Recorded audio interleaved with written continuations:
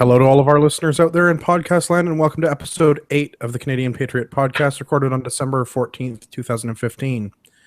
Joining me this evening, I have Shawn Bevins, who's going to be discussing a new political advocacy group. As always, I'm your host, Andrew. I'm an instructor, gear reviewer at everydaytactical.com, competitive shooter, and gun club director. We'd like to hear your feedback about the show. Please visit canadianpatriotpodcast.com/feedback, or you can email the show at feedback@canadianpatriotpodcast.com. We're also available on Stitcher for your on-demand listening. We'll have a link for that in the show notes. And I have good news on the iTunes front. We've been reviewed. I don't know what that means. I hope that means we're approved soon. Welcome, Shawn. Thank you, as always, for joining us.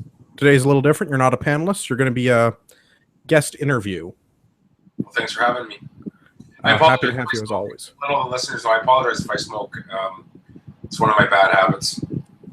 That's okay. I drink while we do this. Considered that we're not allowed to smoke anywhere, I actually do smoke in my office. So nobody can tell me where I can smoke in here. So yet, give them time.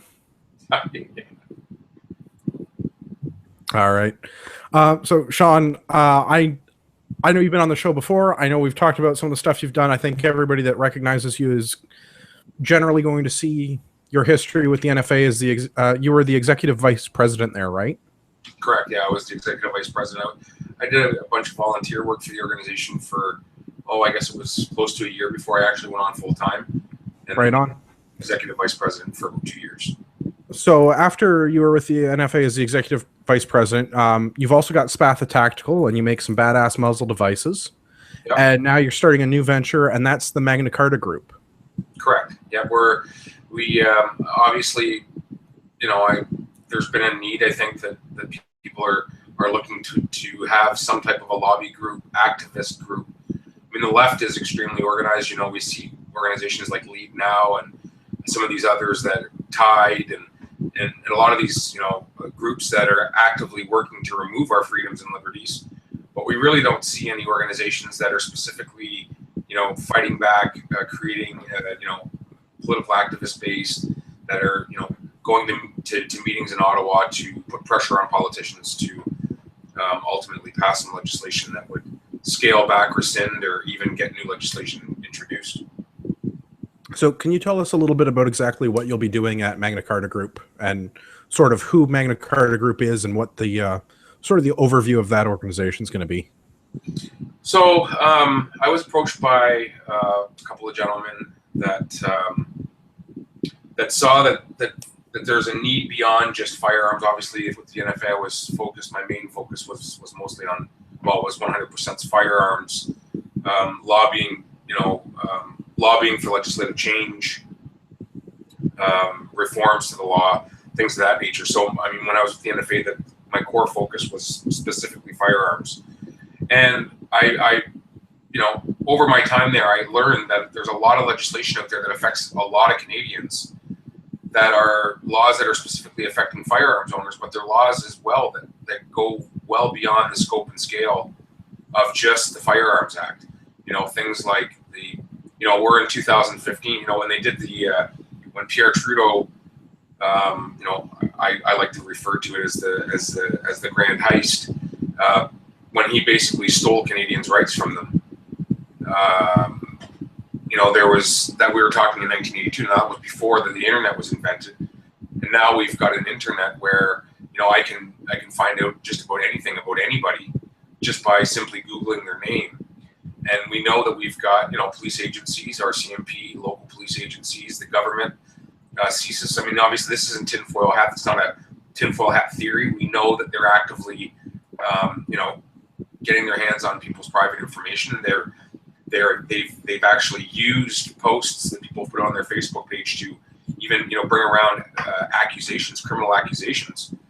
So I find it, quite shocking that there's no warrant issued by a judge to even look, when law enforcement is even looking at private information online, whether it be your Facebook account or your Twitter account. I find it, quite frankly, an abomination of a freedom-loving nation that we've got these police organizations or government agencies that are out there looking at your information, and they don't have a warrant to do so. You haven't been accused of any crime, Yet they're using this information or your posts or whatever they're using to preemptively, bring charges against you. I mean, that goes against fundamental rights and freedoms that, like I say, date back to the Magna Carta, the English Bill of Rights, the Canadian Bill of Rights, the British North America Act. I mean, every single constitutional act that has ever been enacted in this country, we have a right that stems and finds its roots in the Magna Carta of due process, of habeas corpus. And unfortunately, right now, the internet's kind of it's the Wild West, I suppose. It's a frontier of just an orgy of being able to find out anything on anybody at any time. And so that's one of the key items that we want to kind of fight for. I mean, that obviously affects firearms owners because we know that the onerous provisions in the Firearms Act already arbitrarily authorize them, powers that go well beyond the Constitution. And so there's issues there that affect not only the firearms community, but just the population and the general public. Obviously, that's going to be one of our key mandates. We're obviously going to be, because firearms is another provision that we want to lobby around. I think our mandate's pretty clear there. We want the rescinding of the Criminal Code Firearms Act, which is quite frankly, there's provisions in that particular set of laws that are well beyond the scope and scale again of any freedom-loving nation. To think that an officer of the peace could have just a suspicion that you're storing your firearms incorrectly, and that could be, they're maybe canvassing in the area because your neighbor got his car stolen. They come to your home, they knock on your door, you answer the door, they're looking to get a witness statement from you. The police officer notices that you've got ammunition maybe on your kitchen table or some other type of, indication that you may be a firearms owner. And now he wants to come into your home without warrant to verify the storage of your firearms. So, I think there's things, provisions in the Firearms Act, the arbitrary reclassification of private property. We've seen, in the 90s when they enacted the Firearms Act C-68, they went and arbitrarily reclassified people's private property from no regulation, no classification to basically prohibited, where it's really all it is it's and some of these clauses that they put in for grandfathering. I mean, grandfathering is simply, delayed theft of property. I mean, it's your property, you paid for it. The particular item may be in family, possession or personal possession, for many, many 100 years. And because the Liberals, passed this onerous law, basically when the person has a grandfather clause in his license, when he dies, he can't pass that property on to his family. I mean, it's outrageous to think that a freedom-loving nation like Canada, which also touches on property rights, doesn't have those rights to be able to protect those investments and the heritage, I suppose, of property, the peaceful enjoyment of property. So obviously we want to, rescind C-42. We want to rescind C-17. We want to rescind C-68. And then there's micro targets within the Firearms Act, obviously, that we want to work towards. Some of the more onerous things that are within the Firearms Act that we'd like to lobby for. But obviously the overall or the overreaching goal, I suppose, is really to rescind the current Firearms Act as it stands. There's lots of scientific evidence out there. The peer-reviewed research that's been done by medical doctor from Hamilton, Dr. Keelan Lyman. So I mean, we're on the right side of the argument. We're on the right side of these gun laws. They have they're not having any impact. Today, this afternoon, there was a story that came out of Quebec at RDP, maximum security prison, where some bad guy on the outside of the fence, flew a handgun into the prison with a drone. Not only is that highly illegal, he didn't have an authorization to transport, he didn't have a permit to possess, and not only that, when we've got these idiots out there saying, all the guns are not that easy to get in Canada, for criminals that are not following the law. Apparently, they get delivered by drones in prison. Exactly. To think that you could get, and they don't know where the firearm is. They've got the firearm. These guys have the gun inside the prison, and this is on a maximum security range that is housing rapists and murderers and high end gangsters, bikers, all that stuff. So think that they could get a handgun and not find it inside a federal penitentiary, I mean, that just goes to show you again. It just highlights the failure of our firearms laws. Absolutely. Can you expand a little bit on the concept of habeas corpus for those listeners that might not be familiar with the Magna Carta and the English Bill of Rights? Yes, habeas corpus, contrary to popular belief, is not a tropical disease that if you catch it, that you will die. Habeas corpus is the right to due process.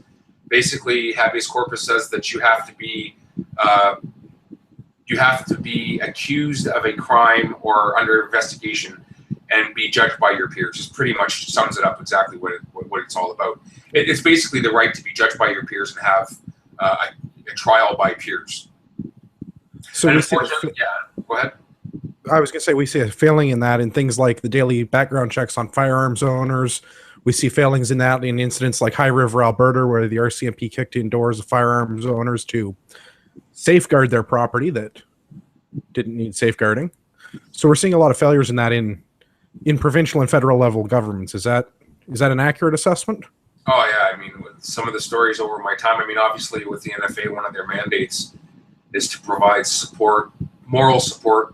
You know, I did a lot of that moral support. I get lots and field a lot of calls from a lot of different folks that were, you know, well-intentioned. They didn't commit any victim crime. These were victimless paper crimes, and the provisions in the Firearms Act are so far beyond anything that's in the criminal code. I mean, look, a rapist, a child molester is treated better than a law-abiding firearms owner in this country. And in fact, like you mentioned, we have what you call a continued eligibility screening, which occurs on a daily basis. So this takes your name and it runs it because you're in a database. CPIC, our licensing information, is on the Canadian Police Information Center, where basically all the criminals' information's held. And so they basically, with your name and your firearms license, they know that you're licensed. It runs your name through all of the databases, the police databases, to see if you've been accused in the last 24 hours of some type of a crime. And then what they do is they match that up and it sends a bulletin or an alert to the CFO. And then the CFO basically revokes your permit, forces you to surrender your firearms. And that could be some ridiculous, you know, thing like, I don't know. I mean, it could be literally any criminal code offense, right? So, absolutely, yeah. Do you want to talk about C-51 at all and the suspension of basically any rights the government sees fit, like under the anti-terrorism legislation that was passed last year?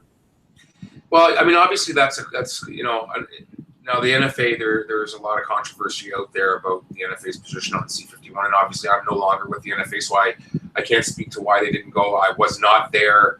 I was there when the bill was kind of introduced, but I wasn't there during its passing.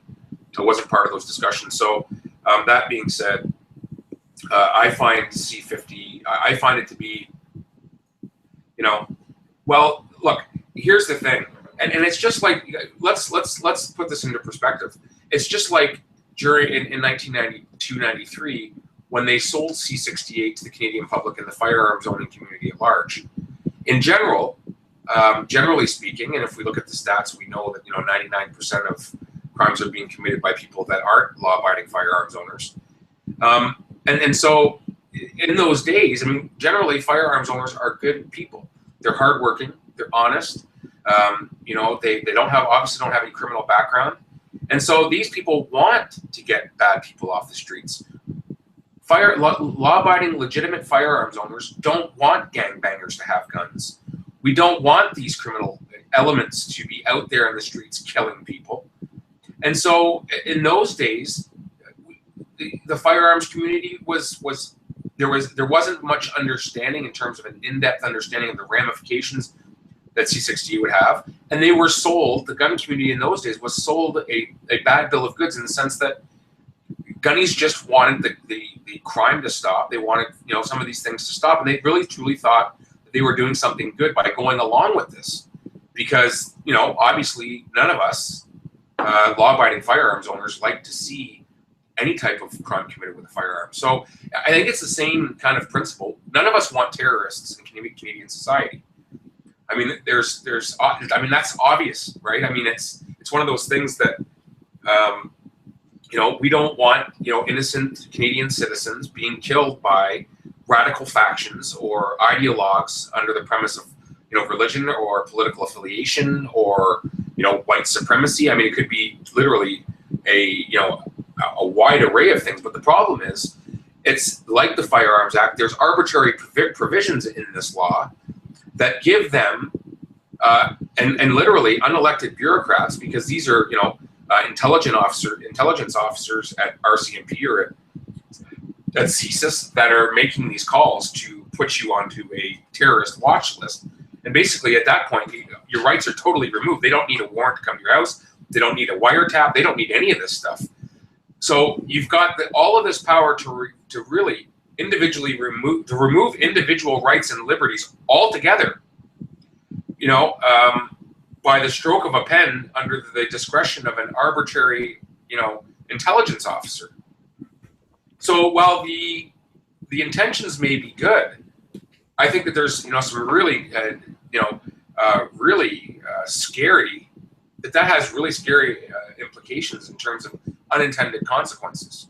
Right? Absolutely. That's my problem with C-51 is I see a huge opportunity for a slippery slope as the ruling party decides that whatever they don't like, the offense du jour is now terrorism activity because you're inciting violence against other Canadians. You're using radical hate speech, or your peaceful possession of property is a tool to kill others, even though you haven't committed any crimes.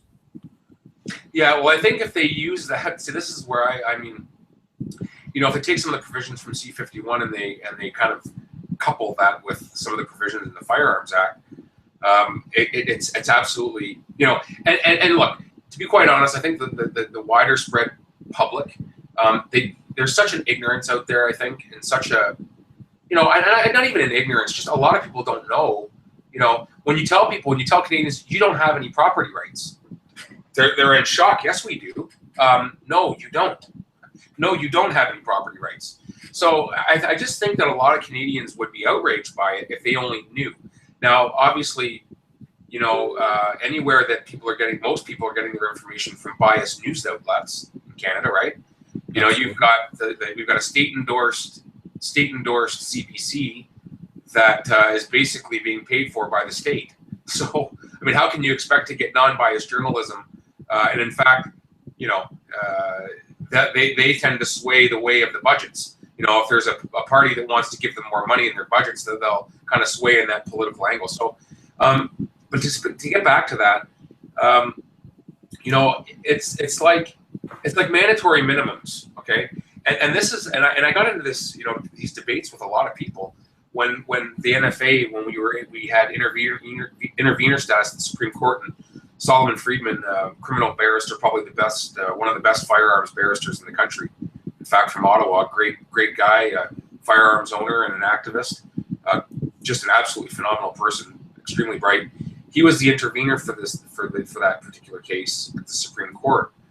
Now, it would be argued that why is the NFA, or why would the gun community want to get behind a scumbag, that has ties to gangbangers? Well, see, this is the problem. The problem is that the laws, as soon as you remove the ability for judicial discretion, okay, as soon as you remove the ability for judicial discretion, whether it be in sentencing, whether it be in terrorist-related things or going on a watch list, once you remove that, you remove the elements of habeas corpus, and I mean, so and that doesn't just affect this scumbag that none of us want roaming the streets, that we're now fighting for in the Supreme Court. Those laws go back to affect everybody, right? For sure, that would set a terrible precedent.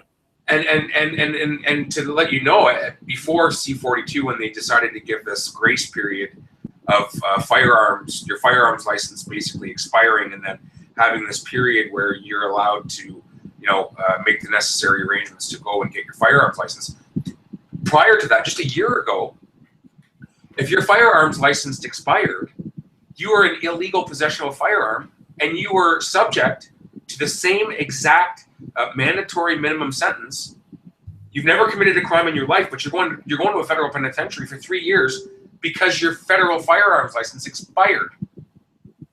You see where it ends up. You've got criminals that are in illegal possession, but they make no distinction between the guy that's firearms license is expired and the gangbanger from Jane and Finch. Right? There was no area in the law under minimum sentences. So that's where we have a problem, and it's not necessarily, that we don't want terrorists, taken off the street. I mean, obviously we want those, but I think that when we've got the people out there, bureaucrats that are unelected, making these decisions without requesting a warrant, without being demanded by a judge. When there's a certain protocol that you need to follow to engage in a criminal investigation of somebody, whether it be listening to their conversations, right now there's no provisions protecting them from private information whatsoever.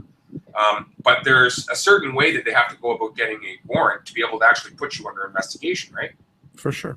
And so those mechanisms are completely bypassed with this law. So yeah, I mean that's just one of the provisions. I mean, there's many, but that's kind of our take on that particular piece of legislation. Can you tell our listeners a little bit exactly about what you're going to be doing at the Magna Carta Group? What's your role? Are you going to be the executive vice president, the president? Are you just a lobbyist? What are you going to be doing as part of this organization, Shawn? Well, right now I'm just another guy. You're just another guy. I'm just another guy. And I mean, obviously, once we get the incorporation done, I guess the people that, we're going to, right now for ease of corporation, we've only got 3 guys that are, just for ease of, the administrative work of having to ship documents across the country, there's 3 directors, but as soon as we become incorporated, then obviously we're going to open that up and allow people to bring their names forward to be part of that. I mean, if that board of directors at that time decide that they want me to have a certain role in that, I'm certainly, I'll certainly, consider that at that time. Right now, like I say, I'm just another guy. I'm just a passionate guy that, just like a lot of Canadians, is just fed up with the complete and utter disrespect and disregard for our core rights. I think that might be a little bit modest. I know you were very involved in the recent legislation in Alberta. Do you want to tell everybody a little bit about what your involvement with Bill 6 was? Well, I mean, obviously, for some people that may or may not be listening, I mean, Bill 6 is an absolute. I find it a travesty of democracy. And look, I mean, I've got an idea, or I suppose a political position on Alberta, just in a whole.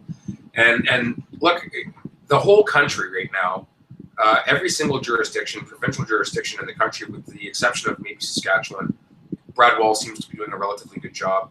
But beyond that, every single province is running huge deficits.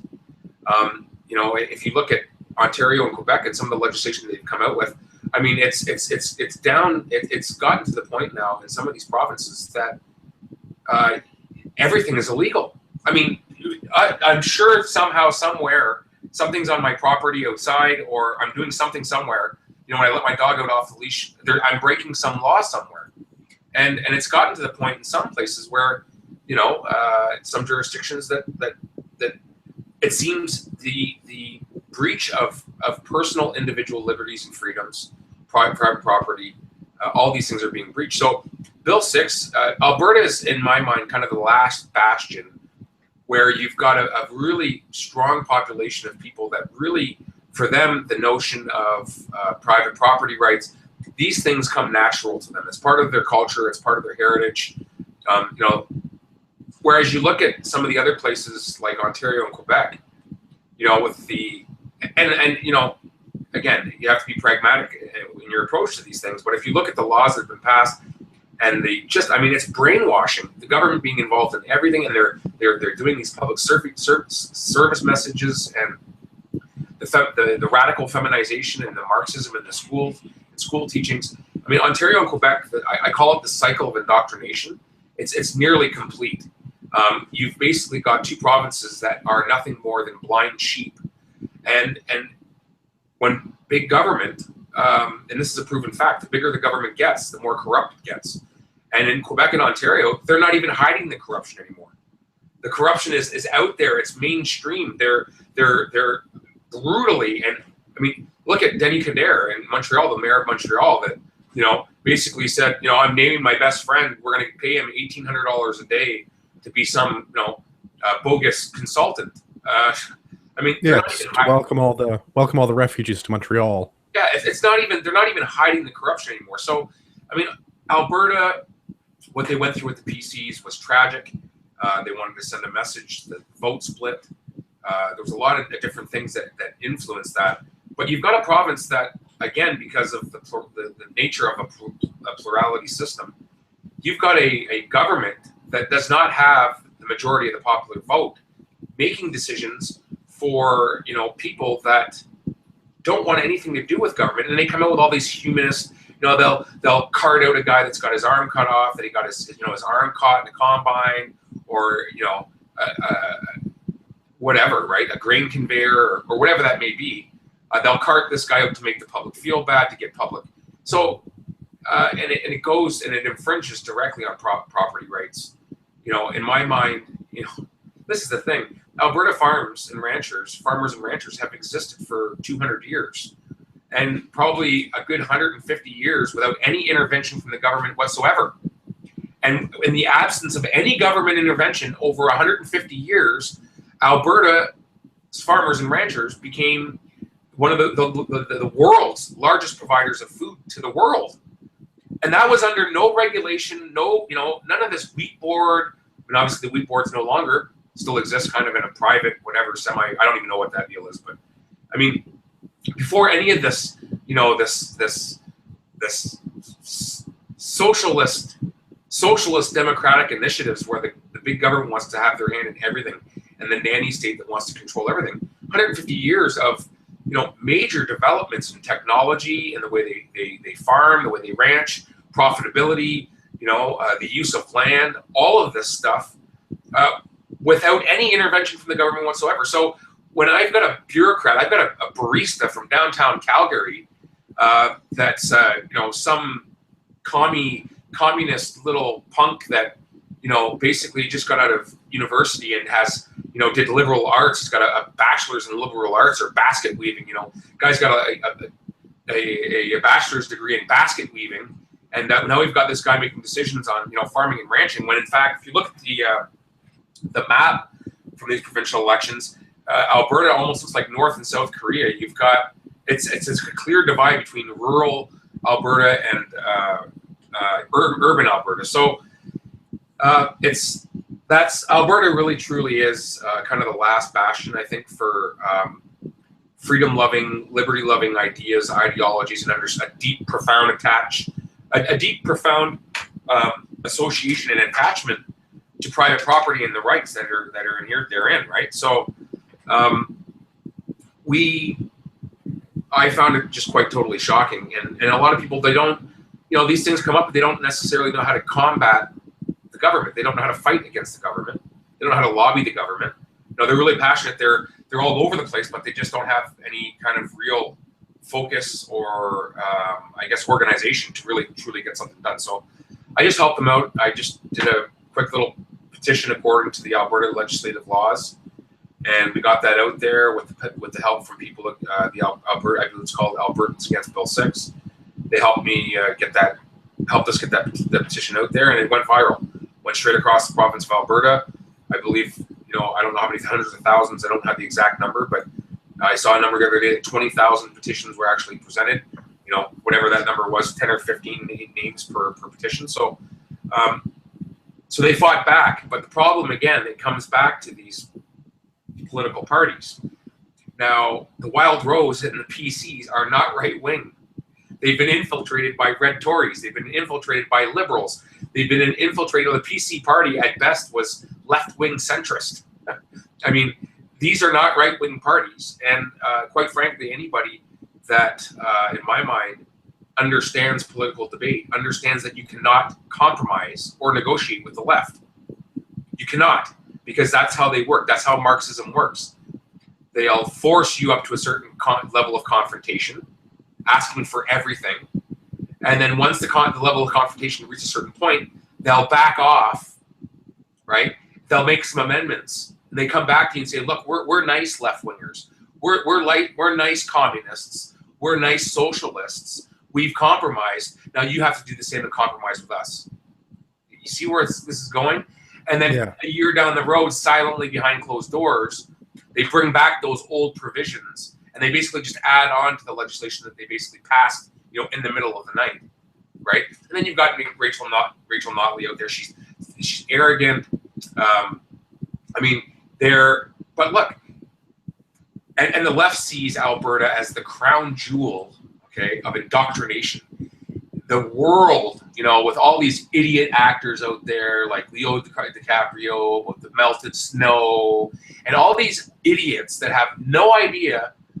I was looking at the NASA maps of CO2 emission.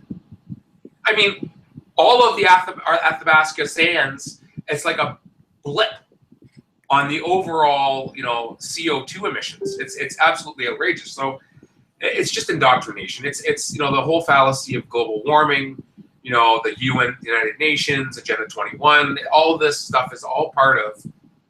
There's ideologues that are in the world, the groups of Tide, Lead Now, George Soros, Bloomberg, all these different groups that are actively donating money to these campaigns, to these different left-wing groups, and they see Alberta as the last conservative bastion, the last stronghold of conservative ideologies in North America. In fact, I've said this before, that up until just this past election, Alberta was rated the most conservative place in North America, above Texas and New Hampshire. Okay, so and that's in terms of conservative ideologies. Now, there's a difference between libertarian ideologies and obviously conservative ideologies. But Alberta was rated, I believe, the most conservative place in North America. So they see it as Alberta is a battleground for them, and they want to pass these ridiculous pieces of legislation that basically, it's mind blowing that they've got to draw a circle around the house because that's and look, the WCB insurance is a scam. It's a fraud. And then you've got all the little different, I call them leeches, all these leechy groups that are supposed to be representing the best interests of ag people and farmers and these different associations. And they're all sucking on the government tip. They're all trying to get money. It's the backstabbing and the lying and the deceiving. It's just outrageous. So quite frankly, I'm a little let down by the Wild Rose and the Progressive Conservatives, how they handled the file. Before the bill became enacted, it wasn't law, so it wouldn't have been illegal to tell people that you don't have to comply. Now that it's law, saying that telling Albertans not to comply would be relatively inciting somebody to break the law. But that should have been the narrative, and unfortunately, again, it's just proof that conservative people generally, and not people but parties as well, just in Canada certainly don't know how to debate the left. They just don't know how to do it. All right. Before we move on to the next question that I've got for you, Shawn, I just wanted to remind the listeners that are watching live on YouTube that we'll do a Q&A towards the end of the show. If they have any questions or comments, if they want to put those in the chat, we'll be sure to read that in about 30 minutes. If you had 30 seconds to sort of pitch the Magna Carta Group to someone, if you had an opportunity to do your elevator speech, can you run that by us and tell us sort of what is the 30-second overview of the Magna Carta Group? Well, if you're tired of government intervention into your private life, arbitrary regulation over your property, over your life, over your finances, your retirement, over every sphere of your life, and you feel now that these governments, federal or provincial, are going well beyond the boundaries of the principles of freedom and individual liberty that this country was founded upon, then I would suggest that you get involved, because quite frankly, there is no group out there doing that. What we want to do, what we want to try and achieve, there is no other group, and people need to get involved. You can't just go about your life and figure that you'll be, you're going to be away from the government's prying eyes. At one point, someday, somewhere down the road, you will be a victim of big government. and your rights will be infringed upon, and people need to stand up and start fighting back. All right. So how would the best way to go about that fighting back be? Is the Magna Carta Group in a position to offer memberships? Are they doing something else to raise funds? Is there merchandise sales going on? Sort of how is the Magna Carta Group going about getting the money that they need to fight that big government corruption? So, I mean, obviously, it's an ambitious undertaking. What we want to achieve, but hey, I mean, there's some ambitious people there, and I'm very proud to be part of a group of ambitious individuals, and I'm sure as we go forward, there's going to be a lot more ambitious people that are going to step up. But right now, we've got a little fundraiser. It's the fundraiser's kind of a private fundraiser, and we're going to use the money to pay for the things like the logo that we just did, the incorporation costs, some of those little startup costs that we've incurred. So there is a fundraiser. I can actually, on the Magna Carta Group, I'll repost the link to that fundraiser. And those are funds that we're raising specifically to be able to pay the startup costs. But once that happens, yes, there will be memberships available. We're also going to be selling some merchandise and things of that nature. Obviously, donations are always going to be welcome. So yeah, so that's kind of how we're going to try and fund this thing.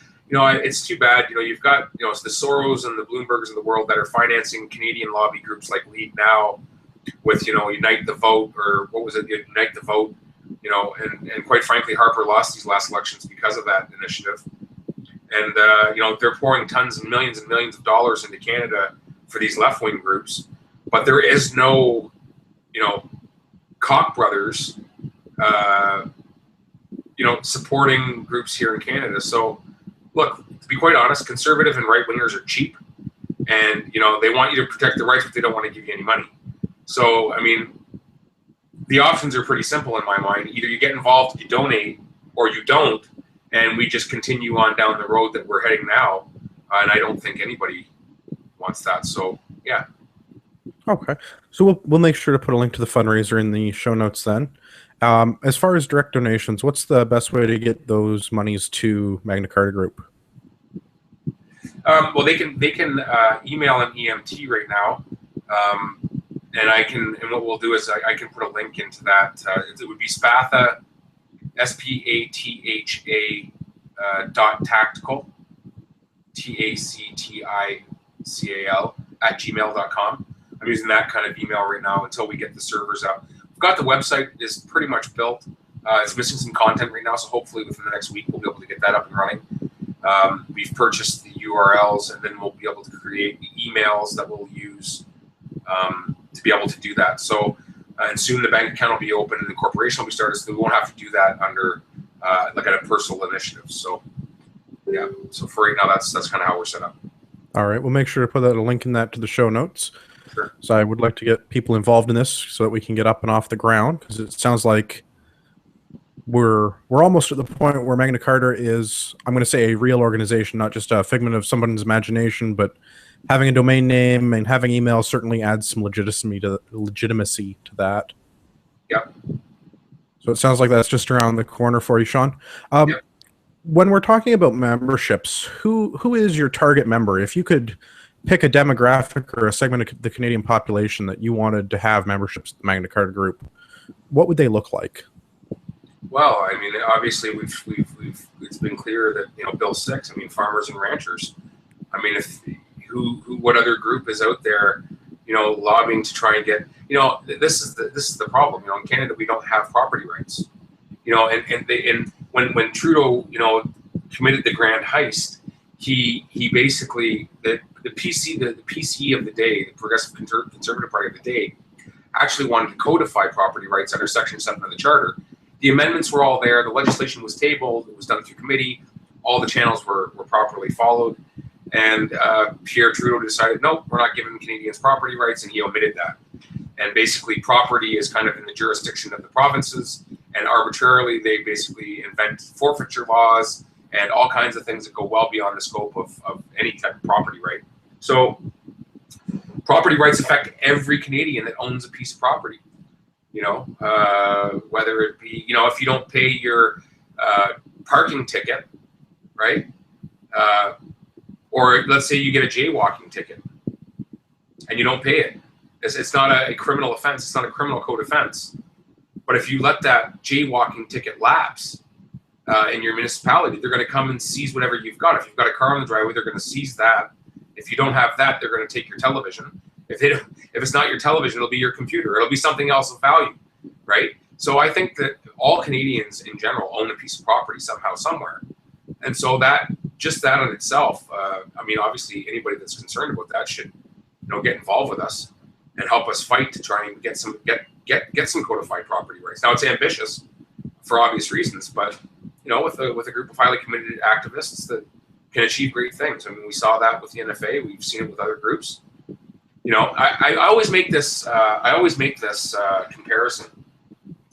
I was in Ottawa on a lobbying trip once, and it was during and I don't want to get into this discussion because I'm neither here nor there. But I'm just going to explain the situation that I actually witnessed with my own two eyes. I was in Ottawa. I had meetings set up. We were lobbying around C-42, some of the changes to the Firearms Act. And I went outside for a cigarette, and I was with a member of Parliament and his assistant. And we were behind the security borders. There were 68,000 people protesting on Parliament lawn. They were pro-life protesters. And they were spending the week in Ottawa, a series of protest speeches and things of that nature, all out on the Parliament lawn. And we're sitting there, I'm having a cigarette, we're just discussing back and forth, whatever. And then all of a sudden, out of the crowd runs one completely naked woman. Okay? It seems like a strange way to have a protest. One completely naked woman, and the other one was topless. And they had the usual feminine messaging scribed across their naked bodies. This is my vagina, abortion is rape, and all these different radical feminism type things. And basically the one activist leaped on the priest that was actually giving a speech and started gyrating on him. And I mean, it was just a circus is what it was. The RCMP obviously intervened. They dragged the flailing naked and screaming hysterical woman away from this thing, and we were just kind of in shock, right? That these people, that these feminine women are crazy enough to do such a thing, and we were just kind of joking about it, right? Well, I go back we do our meetings, whatever, and in the evening, I'm back at the hotel, and I'm watching the CBC, and what do I see?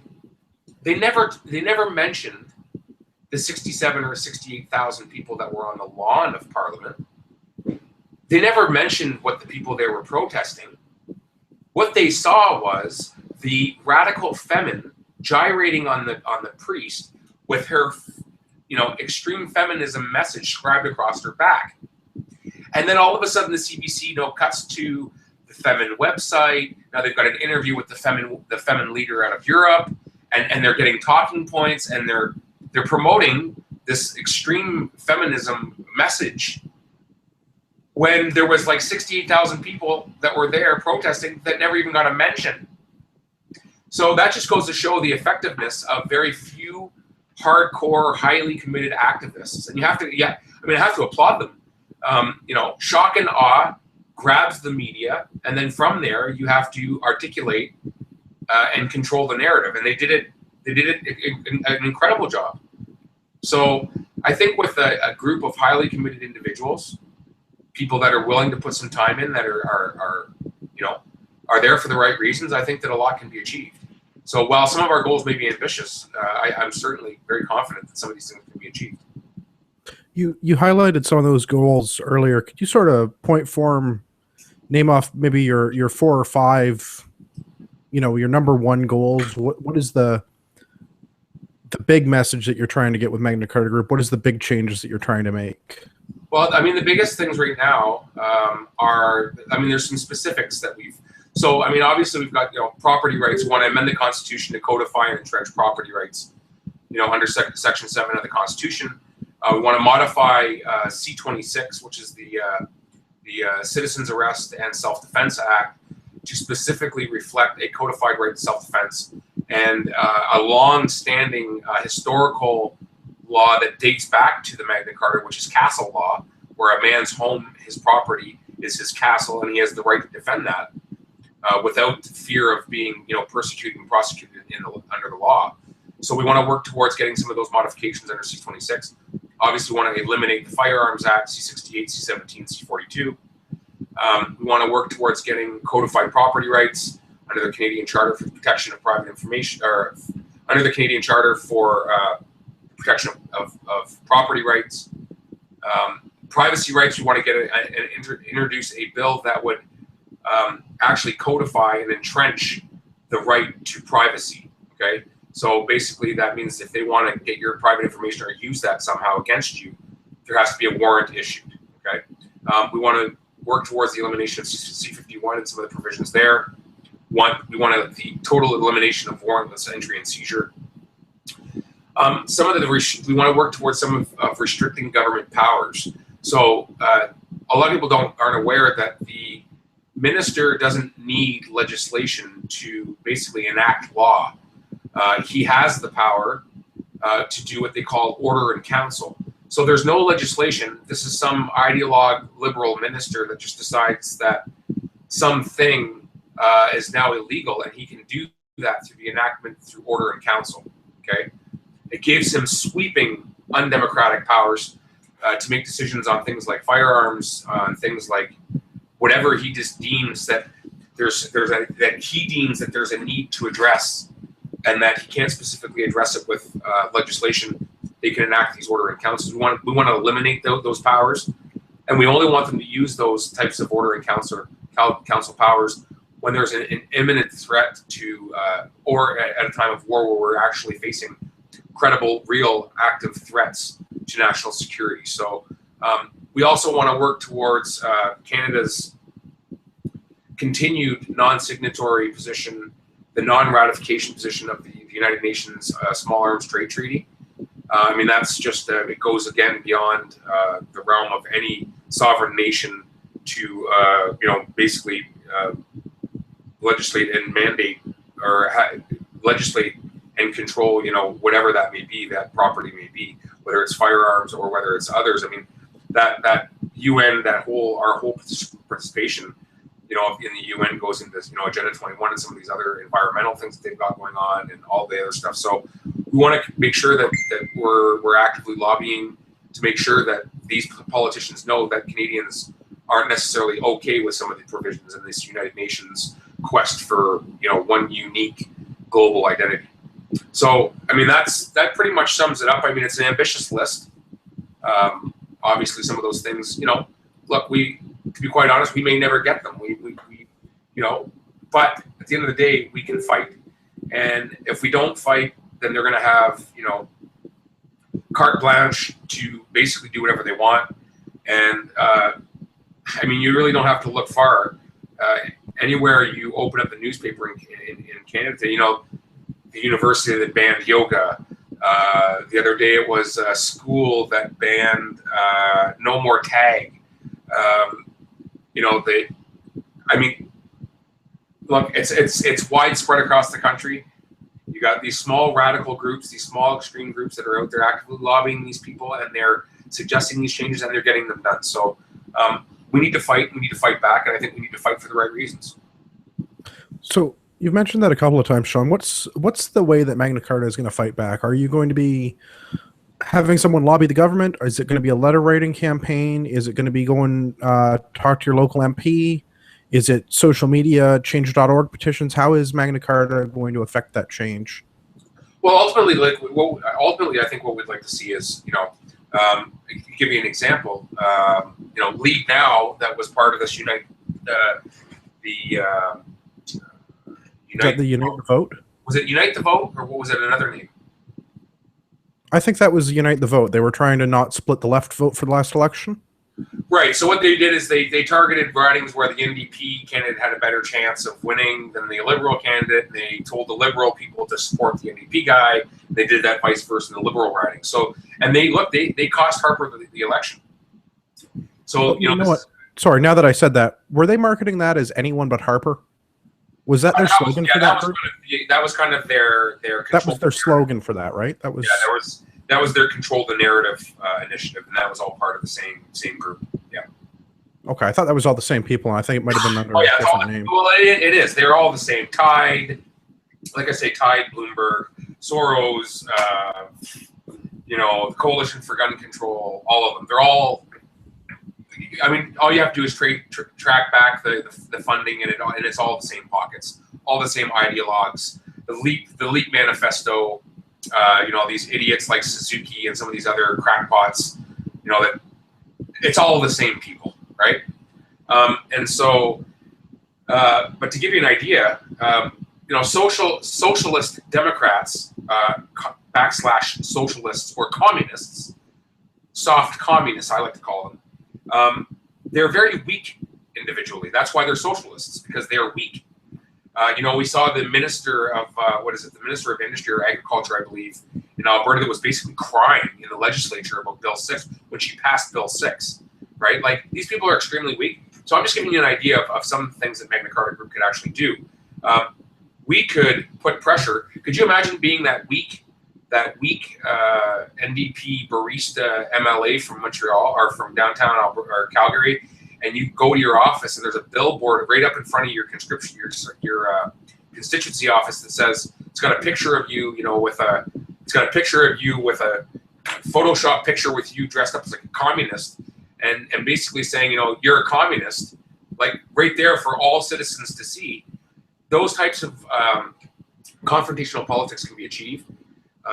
Letter writing campaigns, organizing activists, volunteers for different ridings or parties that will ultimately, if they're pushing for something that's within the mandate of the Magna Carta Group, we want to get involved in those EDAs, and electoral district associations. We want people to take a role in there. We want to be able to coach those people on how to get politically active, how to write letters. We'll do letter writing templates where we can provide people with the tools that they need. If they're not necessarily comfortable with writing their MLA or their MP, we can provide those templates. We can lobby and set up meetings in Ottawa. We can reach out to members of Parliament to get private members' bills introduced in the House of Commons. So there's a whole myriad and a panoply of different initiatives, political initiatives that the Magna Carta Group can undertake. And obviously, as we move forward, more experts are going to come on board, people that are a heck of a lot smarter than I am, people that have a lot more experience, and we'll all work together, and we'll craft, hopefully, an organization that can be really, truly a real weight in the balance of the political landscape in Canada. So it's an ambitious plan, Shawn, but I really like the sound of it. It does give. I hate to say the Conservatives, because I think that the average Canadian doesn't understand what an actual Conservative is. They understand what the Conservative Party of Canada is, or what they think it is. But someone who's not a communist, someone who isn't into all of these social democrat policies, someone who wants their own private property and to be left alone and to not have the state interfere with their business. And there isn't a group that's doing that right now. So I'm very happy to hear that Magna Carta is going to step up and be a group that can provide that sort of leadership at the national level as well as at the local level for those individual riding associations to affect that sort of change. Yeah, well, I mean, obviously, there's some groups out there. There's, Tim Moen from the Libertarian Party is, they're an older party, but they're gaining traction. They are an older new party. They're back again, and I think Tim Moen is a very good leader for that party. But they are, at the end of the day, they're a political party, and their aspiration, however they want to frame it, is to be in government. Correct. Be part of that establishment. That's correct. So, not to begrudge Mr. Moen or his party, because I do think that they are needed in our political landscape, but they're not. I don't think that they're the right group to push for the change of the government when they want to be part of that government. Yeah, well, I mean, look, in terms of politics, the most effective groups are the ones that aren't, beholden to the political structure in Ottawa. Certainly. Grassroots is grassroots, and it's powerful. We've watched the left with their indoctrination of students, the radical feminism, the Ontario sex education program. I mean, all of this unbelievable, some of the unbelievable stuff that they've passed in terms of law. And these radical groups are highly effective.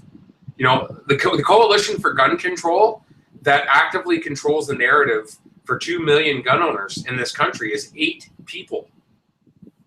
You know, we're not talking about 8,000 people. We're talking about 8 people that control the anti-gun agenda in Canada. Those are the ones that are showing up, that are doing the interviews, that are, you know, throwing these events, these politically correct events, all this stuff. So they're few highly committed people, but they control the narrative because there's really no pushback. There's no group like ours actively confronting them and calling them out and saying you're a liar, or you're a thief, or you're deceiving Canadians, or, you know, you're a communist, or you're a socialist. There's no group out there right now that's actually pulling these people from, because they don't like confrontation. So I want to actually interject for a second, and let's we'll just wrap up about what the Magna Carta Group is and your role in the organization, the goals of the organization. Can we talk about confrontational politics and how? Because I really enjoy listening to your approach with how to deal with the socialists and calling a spade, whether they like to hear it or not. And they don't like to hear it. Yeah, can we talk about that for a few minutes? Because I think that's something that the right, the conservatives, the libertarians, whatever, the non-communist part of the political spectrum is really bad at. Everyone on the right wants to be seen as a moderate. No one wants to be seen as that far right, fascist, supremacist, crazy tinfoil hat guy. So it's the sober second thought group. It's the moderate group. It's we're willing to compromise on these things because we recognize your position. Is part of the solution going to be making a billboard with Rachel Notley dressed up like a Nazi and calling her a fascist? Like, yeah. Do we mock these people? Is that going to be? Absolutely. You have to confront them. You have to. And unfortunately, I think in the Canadian, you know, the other day, and not to take anything away from her, I know Michelle Rumpel. Okay, she's a nice woman. She's a nice lady, and I'm sure she represents her constituency to the best of her ability and what she feels is in the best interest of her constituency. But you've got the conservatives that are outraged that the Minister of Immigration, the Liberal Minister of Immigration, would tell her to be more cheerful. Can you imagine? Like, if we went back 100 years or 80 years in Canadian Parliament, and somebody, even the Liberal Party, would be offended because they were told to look more cheerful. I mean, that just goes to show how weak we've become as a society. So, you know, you're right. You know, conservatives, they're generally they're people that have been raised with a certain set of very, very specific core values, right? And conservatives have always want to be, or as part of their, I guess, personal integrity, their personal identification as a conservative, that they want to seem reasonable, right?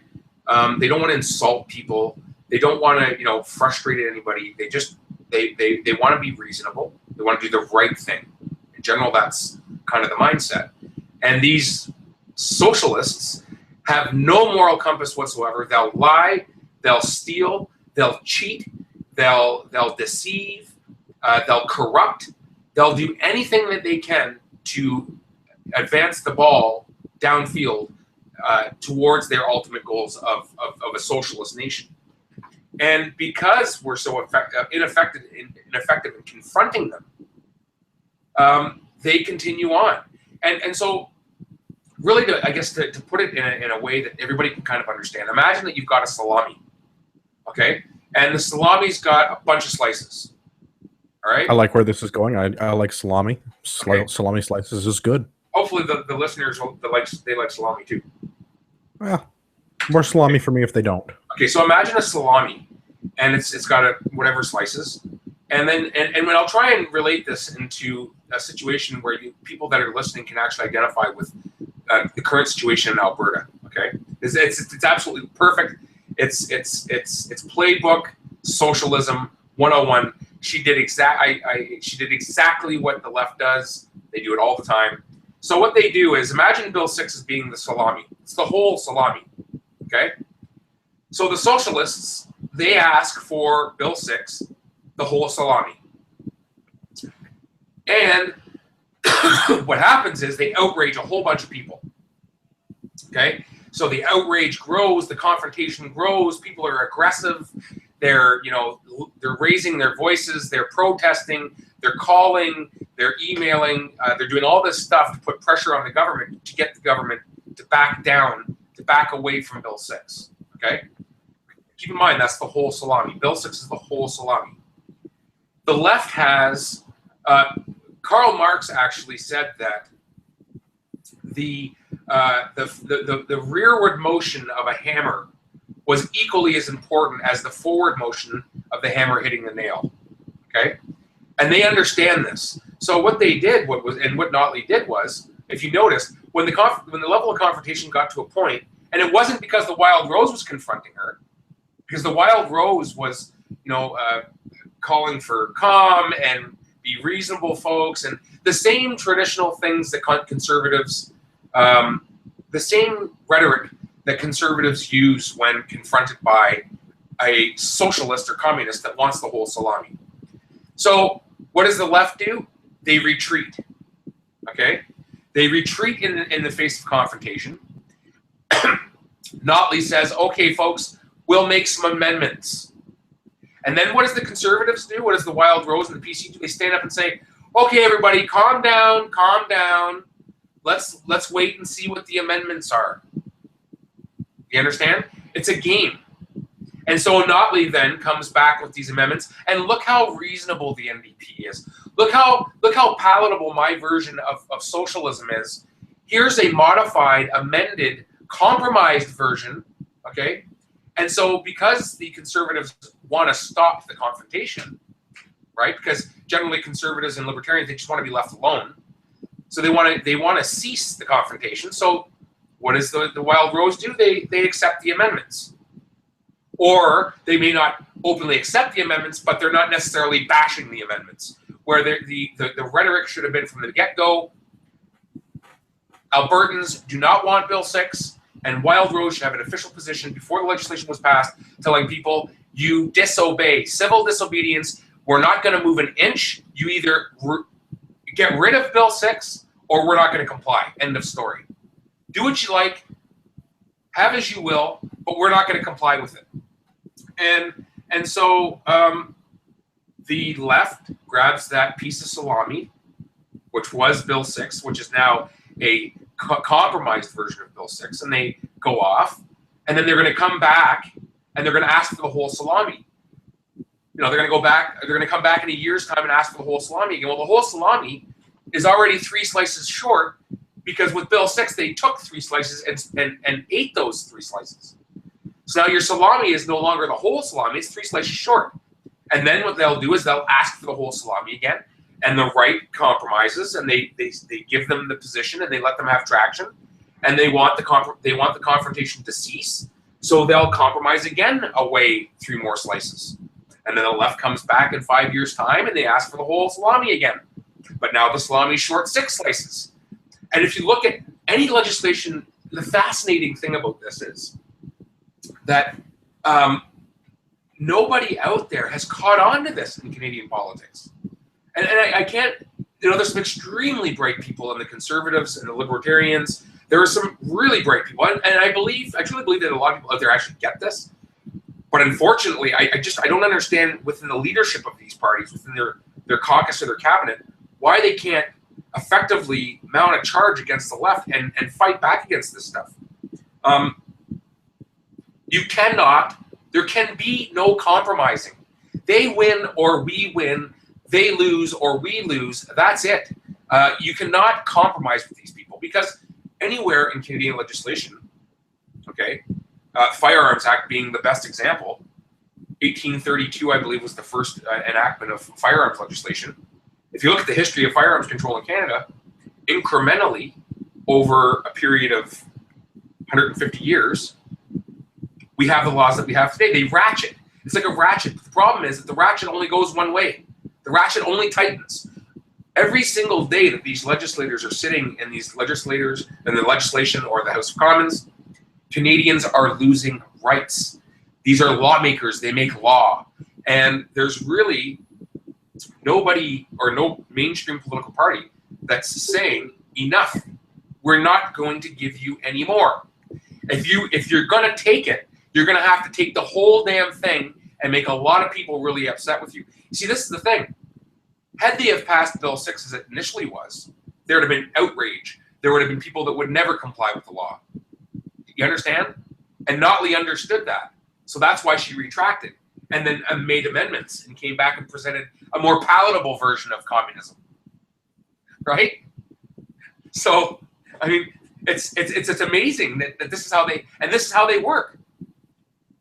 You know, and so I think that Magna Carta Group is certainly, if I can help with the crafting of an approach, a political approach, we are certainly, I would hope, we're going to deploy many attributes in terms of confrontational politics, because there really is no other way to fight against these people. That sounds like the only way to combat the craziness coming from the communists is to use their own tactics against them, to make a mockery of them, to make them sound like fools. Yeah, the other day I was bashed around a little bit because I went out and I said about this whole global warming thing is just a farce. It's just a big tax grab, is what it is. And anybody that's buying into that is, in my mind, is an idiot, and they should be treated as such. And look, you have to expose these. They don't like to be exposed. See, this is the thing, and this is why, again, like I say, you've got socialists individually are weak people, so they hide in the horde, right? Like they operate as a horde, as a gang mentality, right? And so, because they're weak individuals, they confronting them or exposing them on an individual level to the public, they just go insane. They just don't know how to deal with it. Right? They start crying in Parliament. Or they do like Deborah Drever in Alberta when she was called out for the gang signs or whatever she was holding up in front of the Canadian flag. She comes out with this absolutely unbelievable argument for it. It's gendered, it's biased, and it's gross. Or because I don't want unvetted Syrian refugees here, somehow that makes me a racist. But that's easy for them because that, how do you come back? Well, you're a racist. Well, you know what? And I had this debate. It was funny because Andrew Lawton, who's a great guy, conservative media guy that does radio down in London, Ontario, real nice guy, Andrew. And I was debating back and forth, and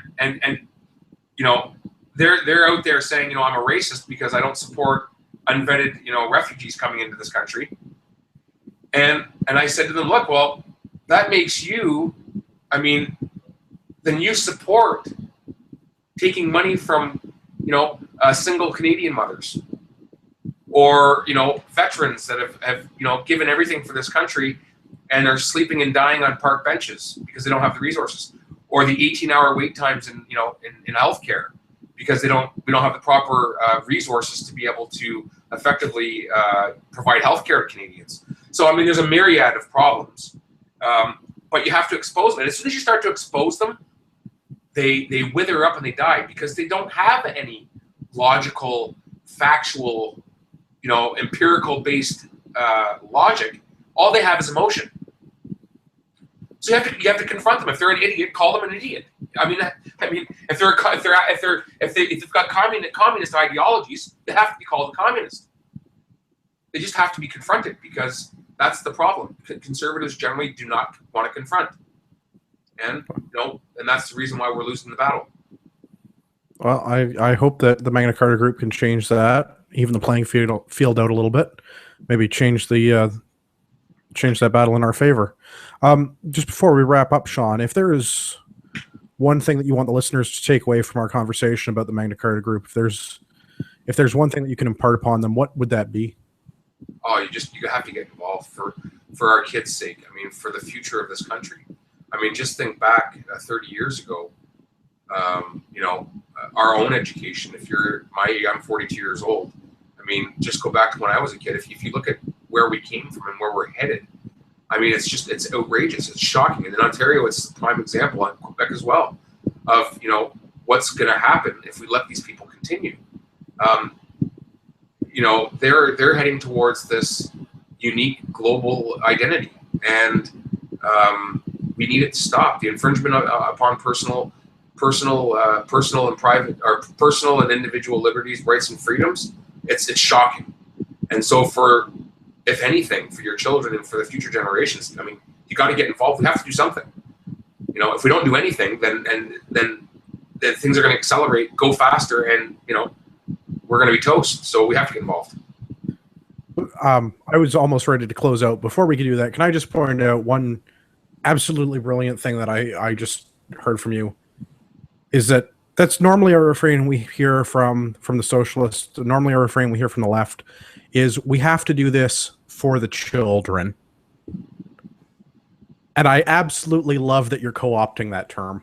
Well, I mean, do you want your kids to grow up in a world where they're not allowed to play tag at school? No, certainly not. I think the entire concept of not playing tag in school is ridiculous, and everybody getting a trophy for showing up is ridiculous.